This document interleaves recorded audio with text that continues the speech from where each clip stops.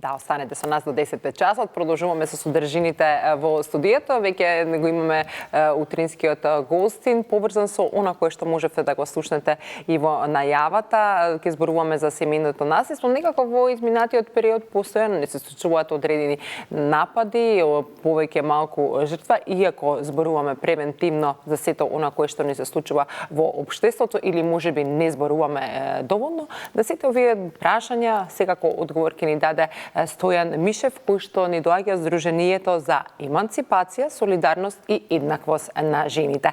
Господине Стојан, ви посакувам добро утро. Добро дојдовте во Здраво Македонија да разговараме, јас мислам, на сепак една сериозна тема, бидејќи ако секако и ова ви е нешто со кое што се соочувате секојдневно, но и некако ние како дел од секојдневието, особено и со медиумите, постојано секој ден ни се провлекува веќе информација дека некој нападнал некого, дека се случило некоја немила случка. Како да се запре овој бран на семејно насилство? Па добро, ние можеби на почеток е добро да се потенцира дека ние имаме еден тренд на висока застапеност на семејното насилство во период подолг од 20 години.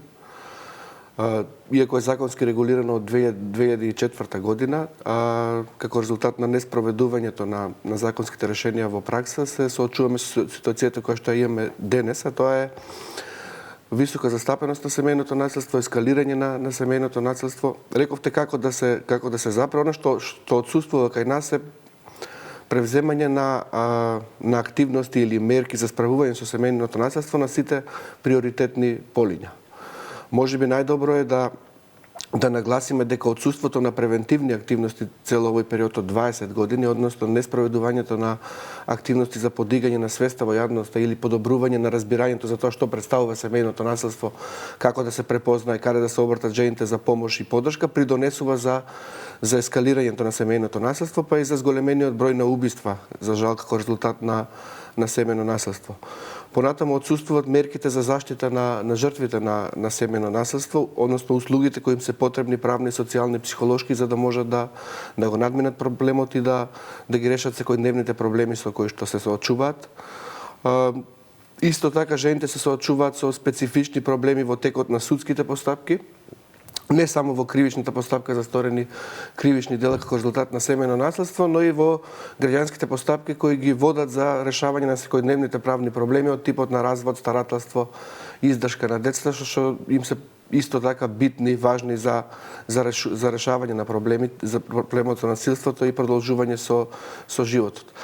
Како организација која што повеќе од 20 години работиме на обезбедување на помош и поддршка на жените што претрпеле семејно насилство, а истовремено сме вклучени во, да кажеме, градењето на системот за заштита или подобрувањето на постапувањето на институциите од типот на полиција, судови, центри за социјална работа, мораме да нагласиме дека неопходно е најпрво зголемување на обемот и опфатноста на превентивните активности кои се организирани од страна на државата, и за ова намена неопходно е алоцирање или распределба на буџетски средства од страна на надлежните министерства, како што е Министерство за внатрешни работи, Министерство за труд и социјална политика, Министерство за правда, за здравство, но и сите други институции кои се вклучени во обезбедувањето на помош и поддршка во системот за заштита.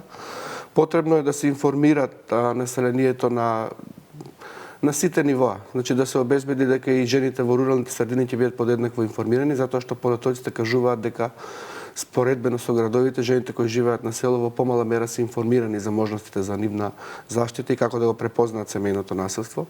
Понатаму неопходно е воспоставување на сервисите или услугите за поддршка на жртвите. Неопходно е да имаат пристап до бесплатна правна помош, за да можат да ги решат проблемите за кои што зборев претходно, да имаат психолошка поддршка, да имаат секаков вид на услуги кои што им е потребна за нив и за нивните деца, за да можат да продолжат. Во оваа насока како организација која што покрај обезбедувањето на бесплатна правни совети и писмени поднесоци, паралелно редовно ги консултираме жените за тоа кои се нивните специфични потреби во постапките или во комуникацијата со институциите по пријавувањето на семејното насилство. Она што можеби е исто така добро да се потенцира е дека има неопходна финансиска поддршка И за тоа долго време како организација застапуваме за формирање на посебен државен фонд за надоместување на животните трошоци за жените и за нивните деца. Утврдивме дека по разделбата или по пријавувањето на семејното наследство, жените се соочуваат или за време на семејното наследство се соочуваат со зголемени трошоци како резултат на изгубената работа или намалените приходи, понатаму здравствени трошоци и трошоци кои се директен резултат на селидбата, како што се трошоците за плаќање на месечна рата за кирија по напуштањето на семејната заедница, а во исто време вообичаено грижата за децата паѓа на нивен товар. И значи имаме на ситуација кај што имаат влошена финансиска состојба, мора да се грижат да ги задоволат потребите на децата. И од тука потребно е државата да формира посебен државен фонд за таа намена. И паралелно да се вратиме на почетокот, во делот на казнена политика, она што мораме да го потенцираме е дека иако е законски регулирано семејното наследство и се забранети и инкриминирани сите форми на семејно наследство, значи физичкото, психолошкото и сексуалното наследство, за жал кај нас во пракса не се спроведува предвидената казнена политика, а тоа се воглавно затворски казни за сторителите на кривични дела во врска со семејното наследство. Ние во 80% од случаите имаме изрекување на поблаги, односно условни осуди во ваквите ситуации, и ваквата казнена политика не придонесува, не влие прво ниту кон самите сторители на семејно наследство кои ќе бидат казнети со условни осуди, ниту пак се праќа порака до пошироката општествена јавност во смисла дека таквото однесување е забрането и ќе следат затворски казни. Меѓутоа пак ќе речам, примената на соодветна казнена политика е едниот сегмент од цел тој систем на заштита. Паралелно мора да се работи на подигање на свеста. И она што е особено битно е, а сега недостасува, тоа е отсуството на системска едукација или на јакнење на знаење и вештини за работа со жени што претрпеле семејно наследство на вработените во полиција, центри за социјална работа, судови, здравствени установи, сите оние кои се вклучени во комуникацијата или во контактот со жените по пријавувањето на насилство. Како организација работиме паралелно, реков, и на тоа поле, односно работиме на градење на капацитетите на практичари од надлежните институции со цел да придонесеме или да се осигураме дека по пријавувањето на семејното наследство жените ќе добијат потребната помош и поддршка. Последно беше во декември лани, имавме обука за 20-30 представници на полицијата, на секторите за внатрешни работи, подеднакво за полициски инспектори и униформирани полициски службеници кои работат на овие предмети. Меѓутоа, неопходно е системски од аспект да бидат опфатени сите. Прво тоа треба да биде планирано соодветно на ниво на, како што реков, надлежните министерства и да бидат опфатени сите практичари практично кои што постапуваат во ваквиот вид на предмети од сите овие институции, и тоа да биде од една страна почетна едукација организирана за оние кои прв пат се среќаваат и треба тек да работат на овие предмети, а од друга страна континуирана исто така едукација да се организира со цел надградување на знаењата на оние кои што веќе работат и постапуваат во оваа проблематика. Пак ќе потенцирам. Имаме закони, од 2004 година е забрането семејното наследство, воспоставена системот на заштита. Да, некако го зборуваме сега, но законот веќе постои. Да. Па сега е актуелно менувањето и дополнувањето на кривичниот законник, и некако во дискусијата за таа потреба или во дискусијата околу кривичен законник се заборава фактот дека семејното наследство е регулирано од 2004 година и е забрането. И за жал ние не можеме, пак ќе кажам, да се повпалиме со некоја казнена политика која што даде резултати, која сега би се применила и во однос на другите форми на родово засновано наследство. Зошто никако така, еве што велат и зошто никако така се провлекува овој проблем, да иако во законот не ни стојат поригорозни затворски казни, некако се провлекува со такви некои условни, недоволно, тешко ли да се докаже што велат жртвите, бидејќи особено кога семејното наследство не е само физичкото, туку и психичкото и сексуалното. Ајде да речеме физичкото и сексуалното многу полесно може да се да се детектираат нели со вештачење и сето тоа, меѓутоа психичкото е малку поспецифично, а сепак е насилство.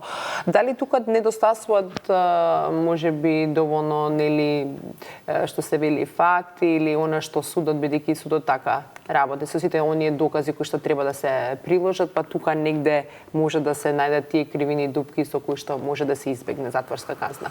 Постојат повеќе фактори кои придонесуваат за ваквата состојба, наспроти самото постапување и она што се случува во кривичната постапка.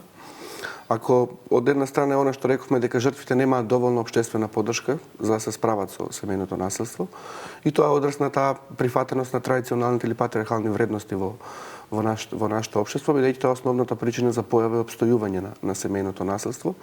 И доколку вие не спроведувате соодветни политики за унапредување на родовата еднаквост, за унапредување на односите помеѓу мажите и жените, како резултат на таквото отсутство на тие политики се случува да се појави да опстојува самото семејно насилство. Понатаму, голем дел од жените се откажуваат од овие кривични постапки, поготово доколку станува збор за кривичното дело телесна повреда, која што го регулира физичкото насилство. Зошто? Тоа е заради тоа што па и страв. Меѓутоа, кај ова кривично дело, иако е најзастапеното кривично дело, тоа е единственото кривично дело кое што се гони по предлог на жртвата и се бара согласност од нејзина страна, споредбено со сите други кривични дела во врска со семејното насилство кои се гонат по службена должност и не е потребна таквата согласност. Барањето на согласност од страна на жртвата во оваа постапка значи можност да се влијае врз неа од страна на сторителите на семејно насилство да ја повлечат својата пријавата и да не ја водат понатаму во кривичната постапка, и затоа долги години застапуваме за менување на кривичниот законник, исто и сега го бараме тоа, како што се гонат сите останати кривични дела и телесната повреда да се гони по службена должност. На ниво на кривична постапка понатаму има одолговлекување на постапката кое што може да исто да придонесе за откажување на жртвата од понатамошно гонење на сторителот. Загрижува тоа што, бидејќи како организација спроведуваме и судско наблюдување на овие предмети, собираме податоци директно од судските рочита, загрижува што во голем процент на случаи одолговлекувањето на постапката е поради отсуство на сторителот на семејно насилство, неговиот бранител. Во оваа насока не се искористува доволно можностите за изрекување на пресуда од страна на судиите во отсуство на сторителот. И она што исто така придонесува е непрепознавањето на одделни форми на семејното насилство, како што и вие рековте, а пред се станува збор за психолошкото насилство, а тоа се кривичните дела присилба и противправно лишување од слобода. Кога зборуваме за психолошко насилство во врска со семејно насилство, тоа е регулирано во 3 кривични дела. Едното е загрозување на сигурноста, присилба и противправно лишување од слобода. Има кривични постапки за кривичното дело загрозување на сигурноста, меѓутоа не и за останатите две форми на психолошко насилство, додека во пракса секако се јавуваат ситуации кога се случува. Застапени се овие форми на нашето искуство го кажува тоа.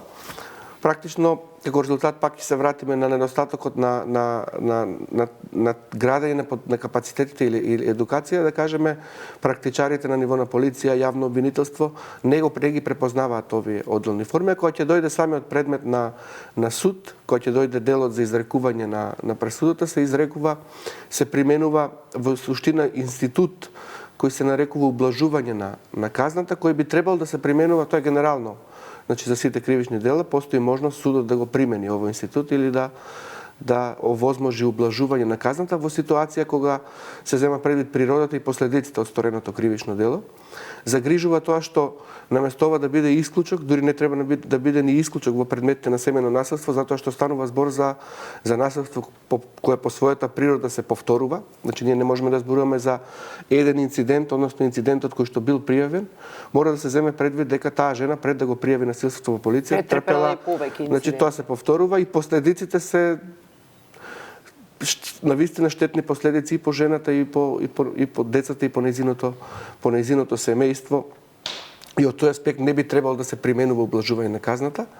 Нешто не се применува како исклучок, докато кај нас во случаите на семејно насилство за жал се применува како пракса. Реков, над 80%. Иако се осудителни пресудите, казната е условна осуда и треба да се Сметате ли еве дека доколку биде малку поригорозно во тој дел дека на некој начин ќе допринесе да биде намалено семејното насилство? Па применувањето на соодветна казнена политика во овие кривични дела и изрекувањето на предвидените затворски казни од една страна ќе влијае кон самите насилници, кон тој кој што била изречена, во смисла нема да го повтори насилството, за разлика од ситуација која ќе добие условна осуда или парична казна, а од друга страна ќе се влијае и кон потенцијалните сторители на семејно насилство, ќе се прати една порака кон пошироката јавност дека семејното насилство не е забрането, не се толерира и дека за сторителите на семејно насилство ќе следат предвидените затворски казни и секако тоа ќе може да го намали семејното насилство. Меѓутоа, друг механизам кој што има потенцијал а недоволно се применува е изрекувањето на привремените мерки за заштита од семејно насилство. Тоа е граѓанска судска постапка, која што станува збор за итен специјализиран механизам кој треба да овозможи итно сопирање на семејното насилство. Во смисла судот може да му наложи на сторителот на семејно насилство да забрани да се заканува, да забрани да стори семејно насилство, да комуницира, контактира со жртвата, со децата, со членовите на нејзиното семејство, може да му наложи да му биде одземено од страната оружјето, да му наложи да го напушти домот како резултат да го напушти живеалиштето, да ги надомести медицинските и други трошци и други мерки, привремени мерки за заштита кои треба да овозможат итно сопирање на семејното насилство и исправување со последиците.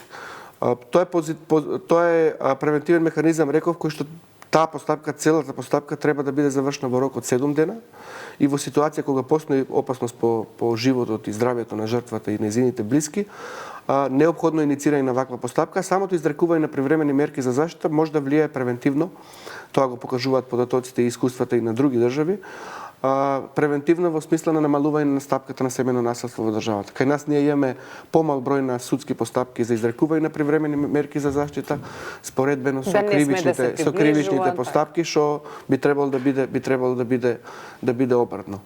Зошто не функционираат на неа? Вие секој ден со најразлично, нели со доаѓаат, вие им нудите бесправна помош во однос на целиот процес кој што треба да го поминат и во собирање на документи, па и кон судот. Имате искуство, зошто некако се провлекува или? Па спомнавте дека ние им помагаме во делот на документи во судските постапки. Прашање на кој што треба да се посвети особено внимание, ако ги земе судските постапки, зборувавме за финансиската состојба на жените.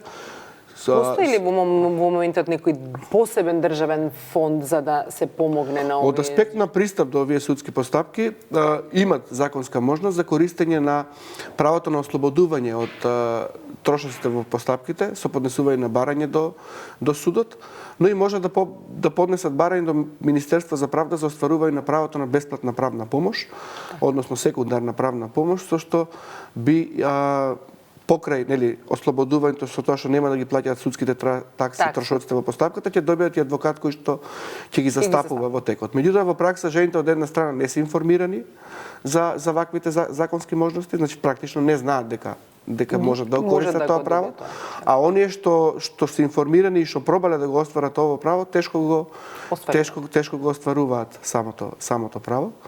Поради ограничени средства во судскиот буџет, судовите можат да ги ослободат, вообичаено ги ослободуваат од плаќањето на судските такси, меѓутоа не и од другите трошоци во постапката кои може да бидат значително високи, како што е на пример трошокот на доместување на трошоците за бранител или за адвокат на спортивната страна во ситуација кога е одсутен сторителот на семејно насилство. А од друга страна користењето на терет на жртвата. Да. Значи имаме ситуација кога според нашето искуство се случува жени кои што биле ослободени да платат судски такси во висина од ако земеме бракоразводна постапка, 800 денари на почеток и 800 денари за пресуда, се задолжени на крај од судската постапка да надоместат трошоци за спортивната страна во висина од 40.000 денари, што кажува за неусогласеност и несоодветна примена на законските одредби во пракса.